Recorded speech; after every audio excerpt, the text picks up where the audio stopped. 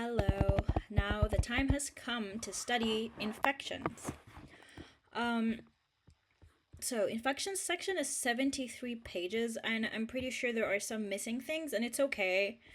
I'm gonna try my best to cover as much as I can because this is my last task for today, and then I'm going to sleep. So I'm excited. It's 6 p.m. now, so the sooner I'm done with this, the earlier I go to bed. So, first, we start with the general principles, classification and antimicrobial agents, and I'm going to go to the pharma section and study the antimicrobial agents from there. So at the very end, we have the antimicrobials, and we start with antibiotics. So very quickly, the mechanism of action. Most of them are easy to me. The only ones that confuse me are the protein synthesis ones. So I'm going to try to remember them. We have the Vanco. Vanco builds the wall. So vancomycin is responsible for the it inhibits the peptidoglycan synthesis. And beta makes the wall better. So beta lactams like penicillins, cephalosporins, and carbapenems are all inhibit peptidoglycan cross-linking. So not synthesis, cross-linking, which makes the wall better. And then we have the DNA stuff. So QMR, quickly make replication difficult. So Q is for quinolones. They inhibit DNA topoisomerase. Metronidazole damages DNA. And then rifampicin inhibits RNA polymerase. So these three quickly make replication difficult. Now for the folate synthesis. So we have TMP, which is trimethoprim, and SMX, which is sulfomexa something, I don't know, sulfonamides. So TMP inhibits dihydrofolate reductase. And sulfonamides inhibit dihydropteroate synthase, or DHP. And both of these inhibit folic acid synthesis. So sulfa plus trim equal no folate. I don't know how to remember that, I just remember it. And then the protein synthesis are the rest, everything else.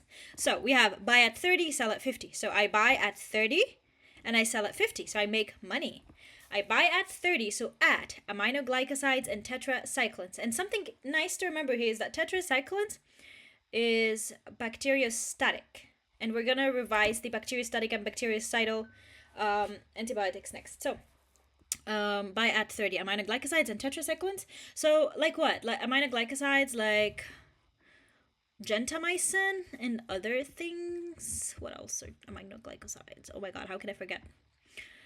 So streptomycin, neomycin, anything that ends with mycin, basically. And then tetracyclines, anything that ends with cyclin. So doxycycline, minocycline, and blah blah blah. Okay.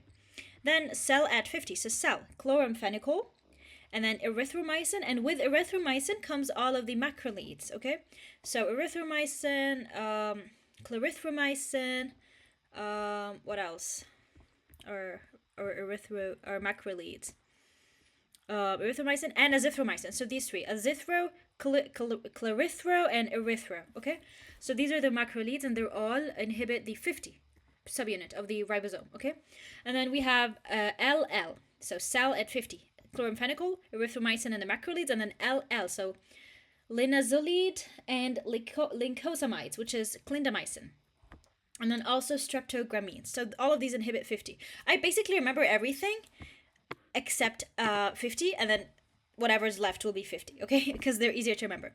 So some important notes about antibiotics. So fluoroquinolones, like ciprofloxacin, they cause Achilles tendon rupture and tendinopathy. They also lower seizure threshold. And in general, ciprofloxacins have a lot of side effects. And also, they're also showing resistance. So they're not the best to use in general, but there are indications for them. Next is erythromycin. Erythromycin acts as a motilin receptor agonist. So it's used for gastroparesis. Metformin. Metformin can cause vitamin B12 deficiency by altering small bowel motility, leading to bacterial overgrowth and deconjugation of bile salts, which in turn impairs B12 absorption. I don't know why is this relevant here. I don't know. Okay, teicoplanin is similar to vancomycin. It's a glycopeptide antibiotic, but it has a longer duration of action. Again, not something I'm going to remember. okay, ceftriaxone cannot be given with calcium because calcium causes because it causes calcium precipitation and can be fatal. Now, trimethoprim, something really interesting about trimethoprim, and to me, this was not easy to, how do I say this? It was not easy to, it didn't make sense to me when I was doing a question about it, because I was like, why would I give an antibiotic for a UTI that causes kidney injury? And that didn't make sense, but it makes sense when I read about it. So trimethoprim competes with creatinine. It basically like tells creatinine, can you give me space because I want to leave the body? So it leaves the body, and instead it stops the secretion of creatinine. So creatinine accumulates in the body. So when a patient takes trimethoprim, they might have high creatinine, but the GFR is unaffected. Something else trimethoprim does is that it blocks the sodium channels in the DCT. So it has a potassium-sparing diuretic effect. So it also leads to hyperkalemia. So trimethoprim does these two things. Now for TB drugs. So the mechanism of action of TB drugs. So rifampicin, I think we've already covered it. Yeah, rifampicin inhibits RNA polymerase. Now, isoniazid inhibits mycolic acid synthesis. Pyrazinamide inhibits fatty acid synthesis. And then ethambutol, I feel like ethambutol is the exotic one, so it inhibits arabinosyl transferase. And then isoniazid and the pyrazinamide are the ones in the middle, they inhibit some sort of acid. So isoniazid, mycolic acid, pyrazinamide, fatty acid. Okay. So bactericidal versus bacteriostatic, how to remember? You just remember the bacteriostatic ones, and then everything else is bactericidal. So the bacteriostatic ones are 5 static antimicrobials. 130, what do I mean by 130? I mean that it starts with T, first of all, and it inhibits the 30 subunit of the ribosome, so tetracycle. And then 250, so 2 of the ones that inhibit 50, and they start with static. So they start with static antimicrobial. So C and M, chloramphenicol and macrolide, and then 2 folate. So the both of the antimicrobials that inhibit folate synthesis, so sulfonamides and trimethoprim. So tetracycline, chloramphenicol, macrolides, sulfonamides, and trimethoprim are the bacteriostatic antibiotics, and everything else is bactericidal. Chloramphenicol leads to aplastic anemia. Clindamycin is a common cause of C. diff. Macrolides is commonly used for patients who are allergic to penicillin. And yeah, so for anaerobic bacteria, there are certain antibiotics that are preferable. So metronidazole is one of them. Carbapenems, also beta-lactams, clindamycin as well. Clindamycin, again, is the most common cause of C. diff. Second generation cephalosporins, and then moxifloxacin. It's a fluoroquinolone. Okay. Now these are the, okay, that doesn't really matter now at this point. Okay, now antibiotic indications is kind of, I guess I'll just try to revise them quickly. So, for bacterial meningitis, it's usually, empirically, we give IV ceftriaxone. And then we see the age of the patient. If it's less than 3 months, we add amoxicillin or ampicillin. And if it's more than 60 years, we also add. Something we add as well is dexamethasone, and we add it until we exclude either pneumococcus or Haemophilus, because if it's meningococcal, we don't need dexa, but if it's pneumococcal or Haemophilus, we need dexa. And if it's meningococcal, we're going to switch to IV benzyl penicillin. Unless the patient has an allergy, we give chloramphenicol. Okay, how about listeria? Listeria is treated with ampicillin or amoxicillin. For meningococcal meningitis, we give oral ciprofloxacin or rifampicin. Sorry, we don't give this for meningococcal meningitis. For meningococcal meningitis, we give IV benzyl penicillin. But for contacts, we give oral cipro or rifampicin. And tetanus is treated with metronidazole. Now for respiratory system, usually in community-acquired pneumonia, let me open this notes from my notebook.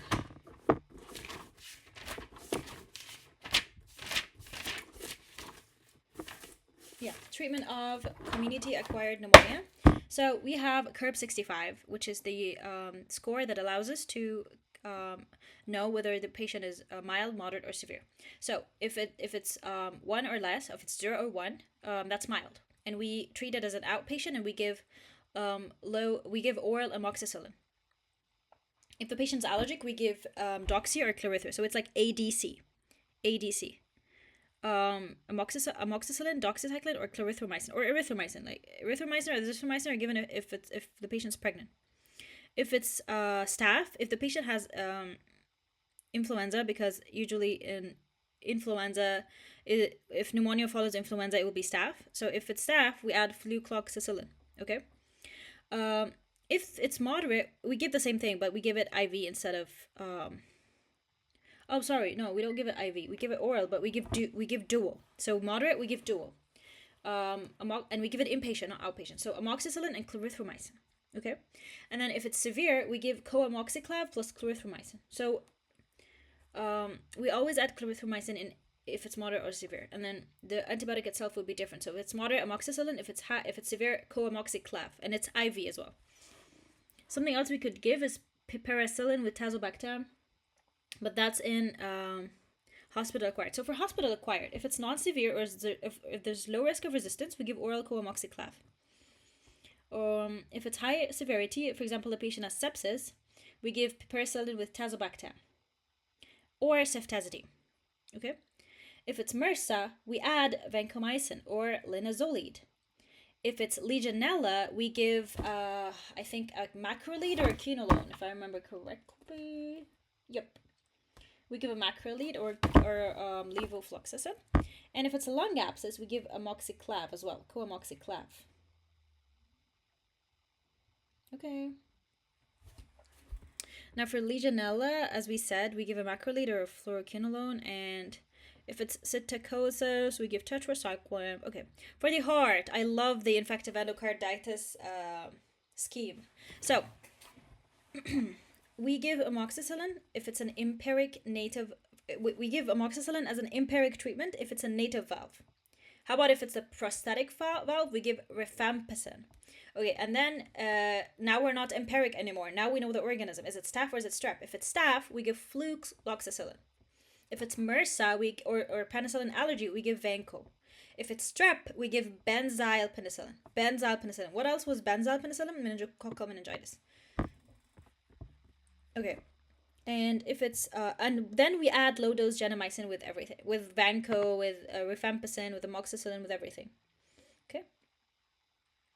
Now for urinary tract infection, we give trimethoprim or nitrofurantoin. If it's pregnant, we avoid nitrofurantoin near term. Okay.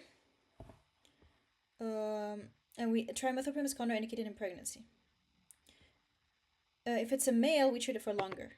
Now, for pyelonephritis, we give cephalosporin or quinolone, broad spectrum, and then for prostatitis, we give quinolone or trimethoprim.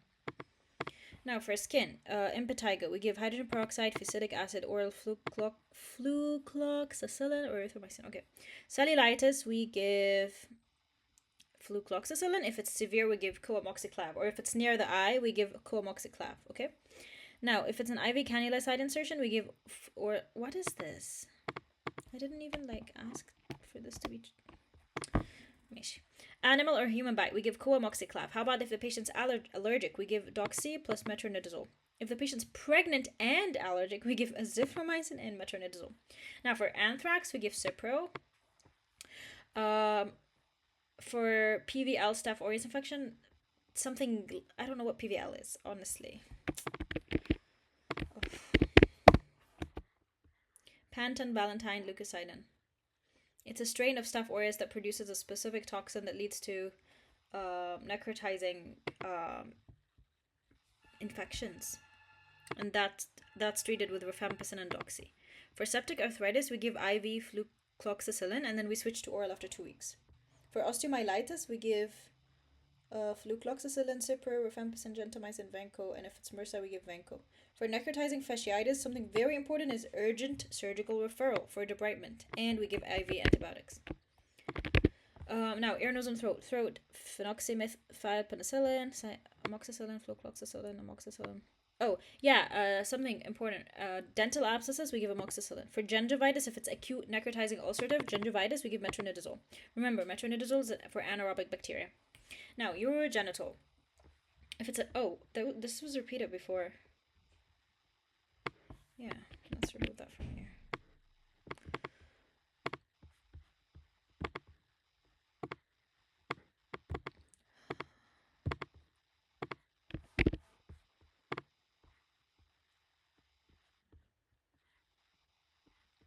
So lower UTI, we give trimethoprim or nitrofurantoin. If it's pregnant, we give nitrofurantoin or cephalexin.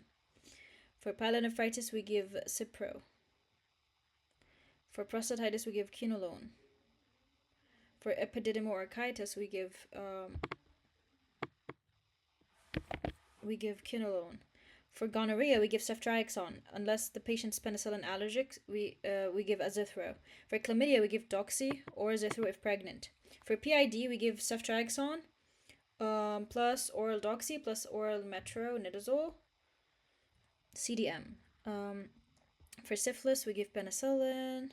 For lymphogranuloma venereum, we give doxy. For bacterial vaginosis, we give metronidazole. Now GIT, Clostridium. The first line is oral Venco. Second line is oral fidaxomicin. Wow. And then if it's life-threatening, Ovem. So oral Vanco, IV Metro. Oral Vanco, IV Metro. Now, Campylobacter is first line is fluid replacement and antiemetics. We only give clarithromycin if it's not resolved. Cholera is doxy. Salmonella is Cipro. Shigella is Cipro. Yersiniosis is Cipro. Giardia is Metro. Listeria is ampicillin. And Cyclospora is cotrimoxazole. Liver abscess, okay. Mish. For infectious disease, doxy. Leptospirosis is doxy if it's mild to moderate disease. If it's severe disease, then IV. Okay. Myelioidosis, IV ceftazidime, imipenem or meropenem for 10 to 14 days. Fish stain granuloma, Lyme disease, doxy. And this is a collection of when to use Cipro, when to use doxy, and when to use metronidazole. So when to use Cipro: cutaneous anthrax, Salmonella, Shigella, and Yersinia. The three agents causing bloody diarrhea. And then pyelonephritis and prostatitis, so the urogenital ones, and then Pseudomonas and cystic fibrosis, and then for the prophylaxis for meningitis. Now for doxy, it's used in the tropical sort of diseases, I guess. Infectious disease like tick-borne diseases, chlamydia, cholera, psittacosis, rickettsia, and acne. Acne. Now for metronidazole, we give it in C. diff, bacterial vaginosis, trichomoniasis, amoebiasis, giardia, and dental abscess if it's acute necrotizing. Now for antivirals. Okay, wow. Antiviral drugs they're interesting because I don't like this particular. I'm going to read it from here, okay? So we have antiretroviral therapy, and these are a lot, and I've already read them before. They're going to be in the infection section, so we're going to skip them. For the herpes virus, we have acyclovir. That's for herpes zoster and chickenpox and herpes simplex infections. Now, valacyclovir and famiciclovir and penciclovir, they're the same as for cyclovir. Now, ganciclovir is for CMV in immunosuppressed individuals. And valganciclovir is the same thing, but it's oral. So ganciclovir is IV, and valganciclovir, I think it's a prodrug, and it's oral. Foscarnet is for resistant infections. Okay, now anti-influenza, we have zanamivir, oseltamivir, peramivir, amantadine, and rimantadine. I think the one used right now is oseltamivir. Now, agents used in other virus infection, ribavirin is for Lassa fever. Okay. So acyclovir is a guanosine analog that is phosphorylated by thymidine kinase, which in turn inhibits the viral DNA polymerase. So the acyclovir story is a 3-step activation process. Acyclovir is an inactive prodrug, and it only becomes active in infected cells. It has 3 steps of activation. So viral thymidine kinase adds the first phosphate, which is a crucial step that is found only in the virus. And then the second step is found in the host cell. And then the fully phosphorylated drug inhibits the viral DNA polymerase. So that means that this drug will not work unless there is a virus, because the virus does the first step of activating the drug. Okay? And IV's acyclovir has a low solubility. It deposits in the renal tubules. And in dehydrated patients, it will cause needle-shaped crystals and crystalline nephropathy. So that's for acyclovir. It leads to crystalline nephropathy. Now, ganciclovir is a guanosine analog as well, and it's also phosphor. It's the same exact thing, but it's used for cytomegaloviruses. Now, ribavirin is for hepatitis C. It leads to hemolytic anemia, and it interferes with capping of viral RNA. Amantadine is an M2 inhibits uncoating of virus in the cell. It's used in influenza. It's also used in Parkinson's disease, but it leads to confusion, attacks, slurred speech. Oseltamivir is a neuraminidase inhibitor, and it's actually used in influenza. Foscarnet is a pyrophosphate analog. It inhibits viral DNA polymerase. It's used in HSV that's not responding. Interferon alpha is used for hepatitis, and it's a human glycoprotein that inhibits the synthesis of RNA. Cidofovir. It's independent of phosphorylation by viral enzymes, unlike acyclovir and ganciclovir. Okay. So let's revise the mechanisms of action. DNA polymerase inhibitors. We have acyclovir, ganciclovir, and foscarnet. IMP dehydrogenase that interfere with capping, ribavirin. Inhibiting the uncoating of virus in the cell, amantadine. Inhibiting neuraminidase, oseltamivir. Nucleoside analogs. These are the drugs that we're going to read about in antiretroviral therapy. Human glycoproteins, which inhibit the synthesis of mRNA, are interferon alpha. And then the antiretroviral drugs, I'm going to study them later. Okay, now let's go to fungal. Fungal is actually very fun. So for the antifungal drugs, we have different steps of inhibiting the fungal replication.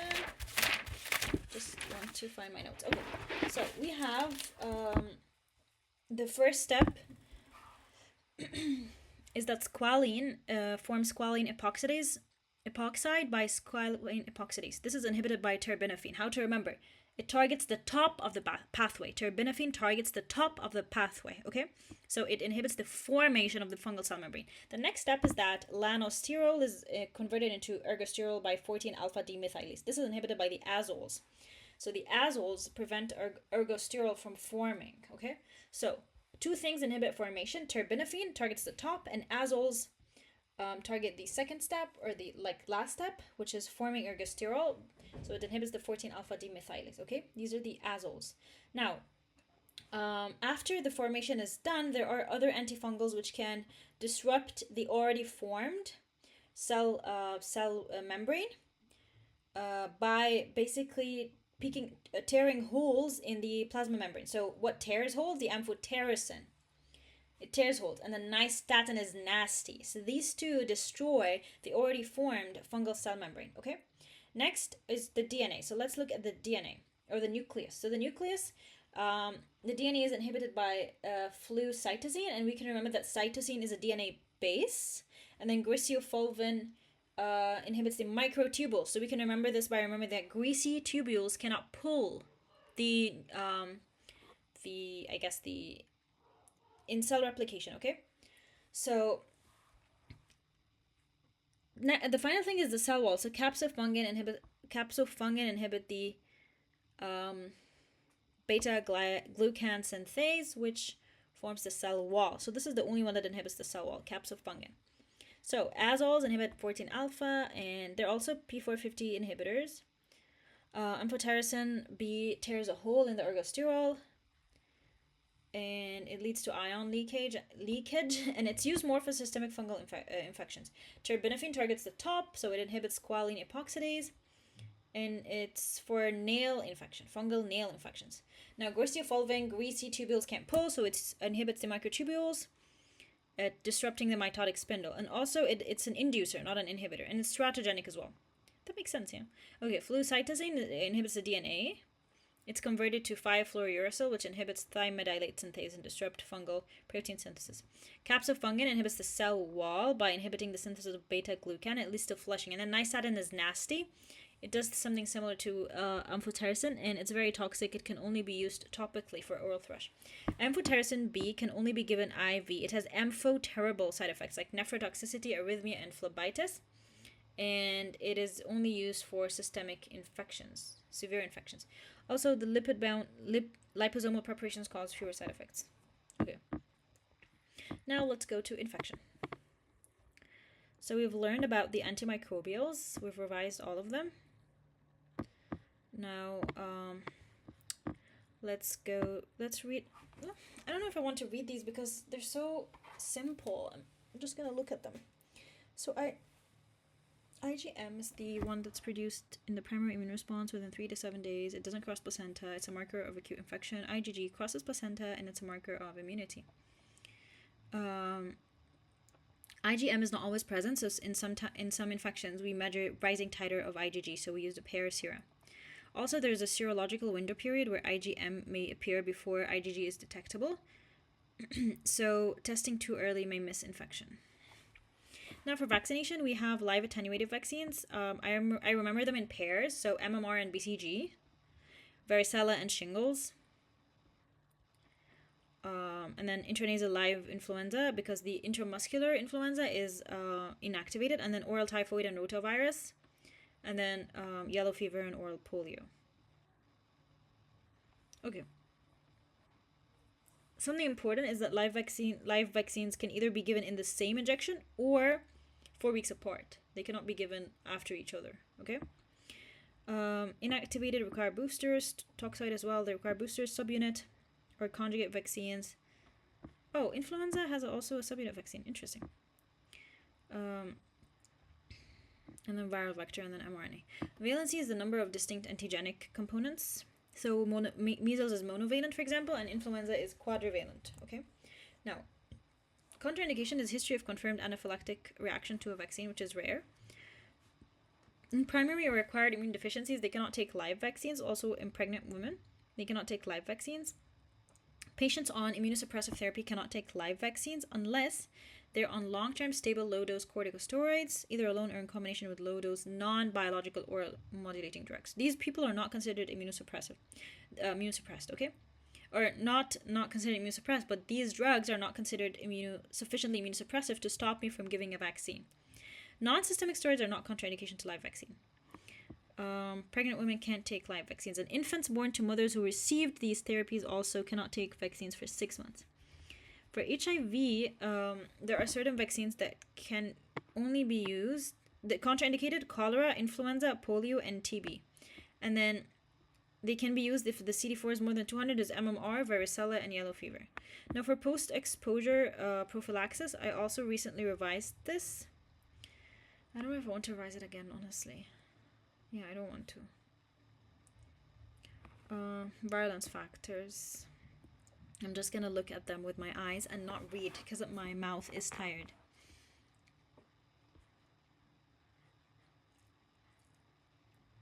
PRP capsule, bacteriophage, spore.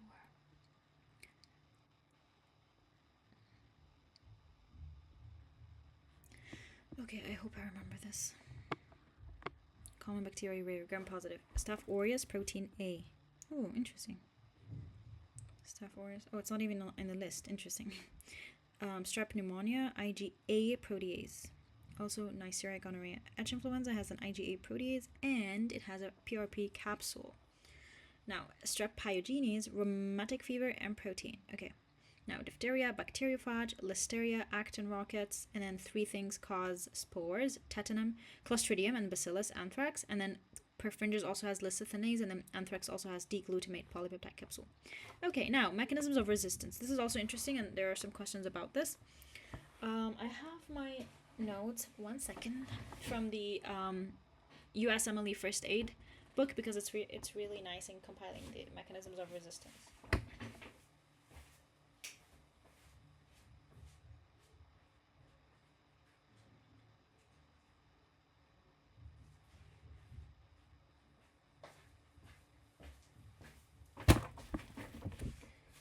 So,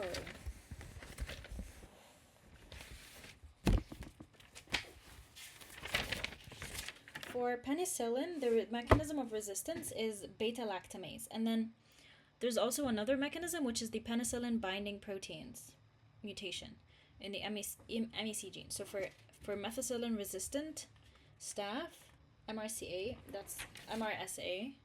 that's the mechanism, okay? Now, for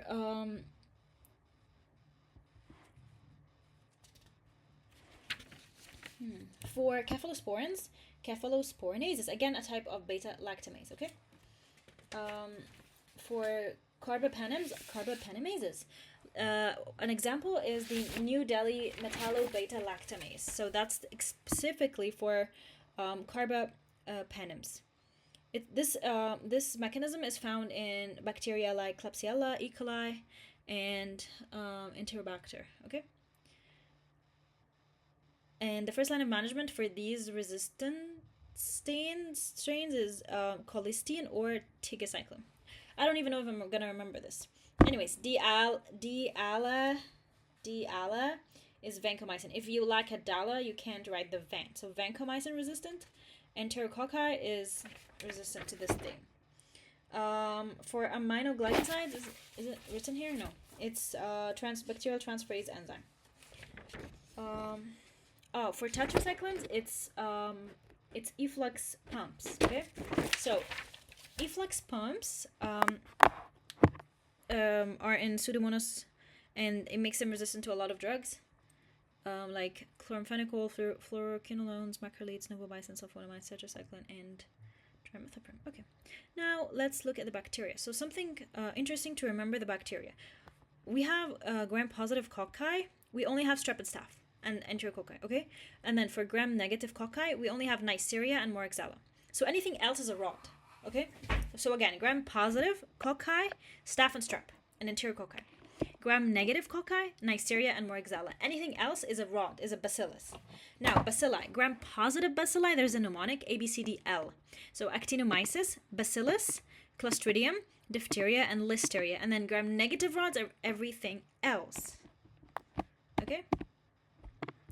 So, gram-positive.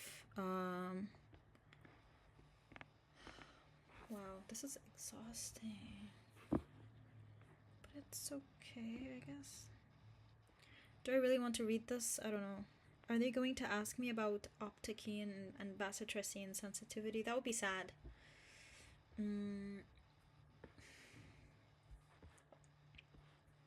Coagulase negative staph, no stress. I don't think they're going to ask about this. Alpha hemolytic is Viridans, is resistant. Opticine. Oh, opticine. Viridans is opticine resistance, and pneumonia is opticine sensitive. Beta hemolytic staph, bacitracine. Group B is resistant, group A is sensitive.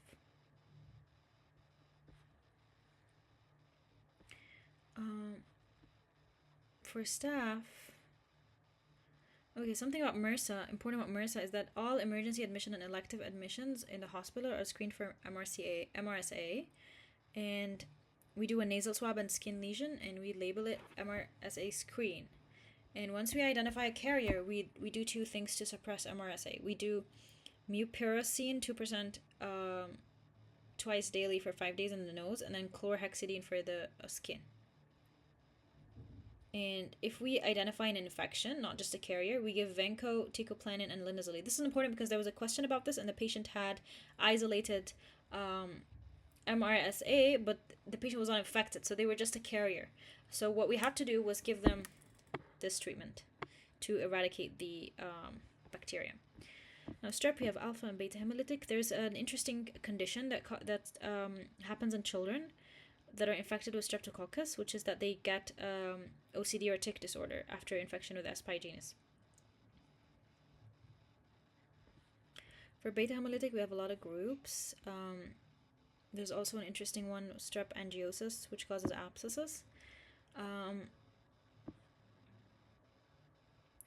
The treatment for cellulitis is oral flucloxacillin if it's Iron class 1.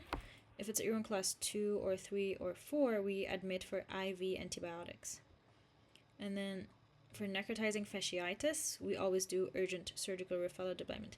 Now, Lemierre syndrome is an infectious thrombophlebitis of the internal jugular vein, and something interesting here is that it may cause septic emboli in the lung and a peritonsillar abscess. The bacteria is called Fusobacterium necrophorum, and it's gram-negative bacillus. Diphtheria is a gram-positive bacillus. It releases an exotoxin. Treatment of diphtheria is IM penicillin.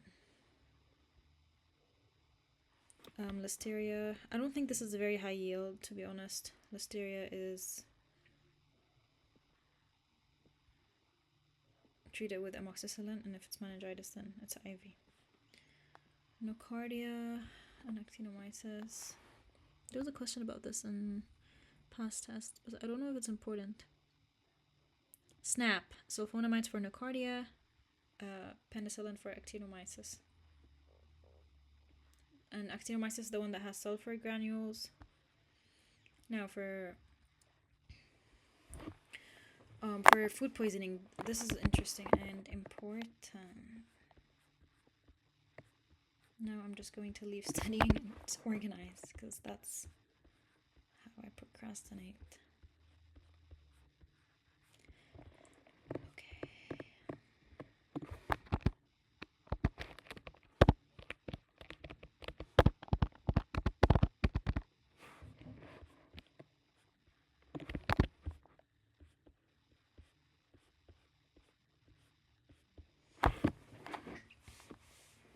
And E. coli would be in traveler's diarrhea.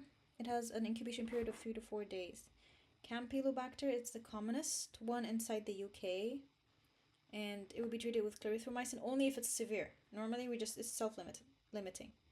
It may mimic appendicitis, and it may lead to Guillain-Barré syndrome. Also reactive arthritis, also a lot of other things. Giardia will be prolonged non-bloody steatorrhea and flatulence and all of that. We treat it with metronidazole. Cholera would be rice water diarrhea, hypoglycemia. It's not common, by the way. And we give oral rehydration therapy and doxy. Now, Shigella, the one in the UK is mild. The one from abroad is severe. It's going to be bloody diarrhea, and we're going to give Cipro. Staph aureus has a very short incubation period, and it's going to be vomiting. Bacillus also vomiting.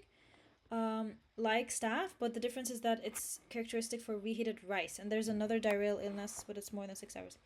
For amoebiasis, the stool will show trophozoites if examined within 15 minutes. This is important. It's called the hot stool, so we have to transfer it to the lab within 15 minutes, and we have to keep it warm.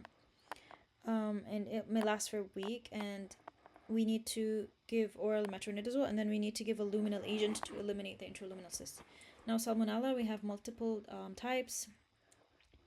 It's common in sickle cell. It's going to lead to rose spots, GI bleeding. Diagnostic test is large volume blood culture in the first week and stool culture in the second week. Large volume blood culture, interesting. Drug of choice is Cipro. Now, norovirus, I think this is norovirus and rotavirus. They're similar, but rota is children, noro is adults. It's an RNA virus that transfers, it's highly contagious, so it transfers, like multiple people will be affected at the same time, and it has projectile vomiting and explosive diarrhea. Diagnosis PCR, treatment is rehydration. Incubation periods. Vomiting, staph and bacillus is 1 to 6 hours, and then if it's more than 1 day, it's Salmonella, E. coli, or norovirus. If it's more than 2 days, it's Shigella, Campylobacter. If it's more than 7 days, it's Giardia or amoeba. And remember, Giardia or amoeba are the ones that come from abroad, so they're traveling, so they take their time. Always remember these small details when you're reading any question that has diarrheal illness. Now for Clostridium, I don't think botulism is particularly difficult. That needs to be studied. Zoonosis, again, I don't think I want to waste my time here. Anthrax is going to be a painless black eschar and is treated with Cipro. Brucellosis is will cause undulant fever and will cause some arthralgia or some joint symptoms. Diagnosis is with a standard agglutination test. Treatment is with doxycycline. Cat scratch disease. And then Legionella. Legionella has lymphopenia. Also, it has hyponatremia, and it's diagnosed with urinary antigen test, and it's treated with macrolides. Mycoplasma, on the other hand, is diagnosed with serology, so Mycoplasma serology, and it has a lot of things. It has hemolytic anemia, erythema multiforme, and it's treated. Is it treated also with macrolides? I'm pretty sure there was another way to treat it.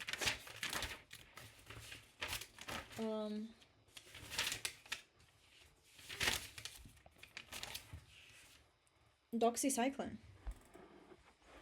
Okay. Now, leptospirosis, traveler with fever, jaundice, renal failure, conjunctival suffusion, and it has 2 phases. Early phase due to bacteremia and second phase due to immune manifestation, which is Wales disease. It's the icteric phase. Serology, blah, blah, blah, blah, blah. Treatment, doxy. How am I going to remember all of these treatments? I don't know. Melioidosis is in diabetes. It has pulmonary infection, and we culture the sputum and we give IV ceftazidime, imipenem, or meropenem. Lyme disease. If we have erythema migrans, we start antibiotics right away. To investigate, we do ELISA antibodies. If it's negative, we repeat. If it's negative, we do immunoblot, and if it's positive, we do immunoblot. Okay. Now, how to manage? If it's asymptomatic tick, we just remove it with a fine tip tweezer. We don't give routine antibiotics unless we have erythema migrans, and then we treat. Or if we don't have erythema migrans, then positive serology, positive ELISA. And we treat with doxycycline, and in pregnancy we treat with amoxicillin. And if it's disseminated, we give ceftriaxone. And the Jarisch-Hersheimer reaction is a fever, tachycardia, and rash after the first dose of antibiotic. It's more common seen in syphilis, which is another spirochetal disease. So the spirochetes are the ones that cause this reaction with the first dose of the antibiotics. They go crazy.